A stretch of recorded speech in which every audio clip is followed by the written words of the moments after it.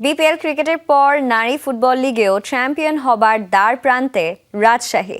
অলিখিত ফাইনালে ফরাশগঞ্জ স্পোর্টিং ক্লাবকে 1-0 গোলে হারিয়েছে রাজশাহী স্টার্স। তাতে লিগে প্রথম হারের দেখা পেল ফরাশগঞ্জ।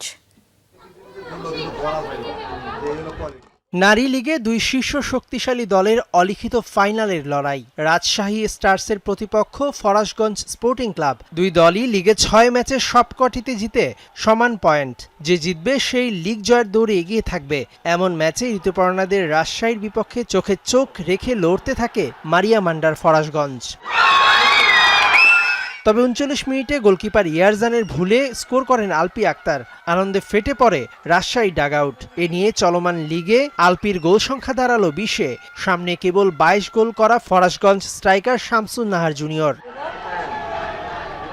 ম্যাচে পিছিয়ে পড়ার পর ফরাশগঞ্জের দুই মিডফিল্ডার মারিয়া মান্ডা ও মনিকা চাকমা একের পর এক আক্রমণের চেষ্টা করেছেন।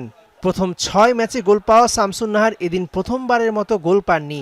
আর ফরাশগঞ্জ তাতে লিগে প্রথম হারের স্বাদ পেল। শুক্রবার রাজশাহী ওয়ারিয়র্স বিপিএল জিতেছে। পরদিনই ফুটবলে রাজশাহী স্টার্স নারী লীগের শিরোপা প্রায় নিশ্চিত করে ফেলেছে। প্রেশার তো ছিলই, যেহেতু অনেক স্ট্রং একটা টিমের সাথে খেলছে। আমরাও দুই টিমে ন্যাশনাল প্লেয়ার ছিল। ভালো একটা পজিটিভ দিক, আমরা এই লিগ থেকে অনেক প্লেয়ার উঠে আসতে পারবে এবং আমরা যে খেলার মধ্যে থাকতে পারতেছি, আমাদের ফিটনেস উপরে যে একটা প্রভাব পড়তেছে, এটা আমাদের জন্য ভালো। দুই দলেরই লিগে বাকি 3 ম্যাচ। বাংলাদেশ সেনাবাহিনীর বিপক্ষে ম্যাচ ছাড়া রাজশাহীর বাকি দুই প্রতিপক্ষ অপেক্ষাকৃত দুর্বল। তাই ফরাশগঞ্জের অবশিষ্ট 3 ম্যাচ জিতলেই হবে না, চেয়ে থাকতে হবে সেনাবাহিনী রাজশাহী ম্যাচটার দিকেও। আসলে এটা ভাগ্যের ব্যাপার। অনেক সময় অনেক ভালো প্লেয়ারও কিন্তু অনেক ভালো খেলেও কিন্তু হেরে যায়। তো সেভাবেই আমরা আমাদের এফোর্টটা দিয়ে খেলেছি। তো আসলে আমাদের কপালে ছিল না, তাই আমরা এক গোলে মিস্টেকে গোল খেয়ে ফেলছি। রবিবার মালদ্বীপকে হারালেই প্রথম সাফ নারী ফুটসালে চ্যাম্পিয়ন হবে বাংলাদেশ। প্রতিপক্ষ মালদ্বীপ এখনো একটি ম্যাচও জেতেনি। তাই ফুটবলে টানা 2 সাফ শিরোপা এনে দেবার পর ফুটসালের মাধ্যমে সাফের তৃতীয় শিরোপা আসতে যাচ্ছে অধিনায়ক সাবিনার হাত ধরেই। 10 গোল করে আসরের সর্বোচ্চ গোলদাতাও তিনি।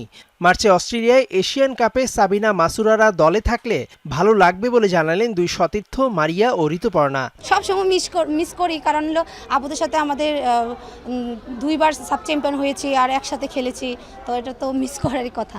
অবশ্যই আপুরা যেহেতু ফুটবলে আমাদের সাথে একসাথে খেলেছে, তো আপুদেরকে ডাকা হলে আসলে আরো হার্ড টিম হবে। আপনারা সবই দেখতেছেন, রেজাল্ট তো সবই দেখতেছেন, পজিটিভ সবকিছু মিলিয়ে পজিটিভ।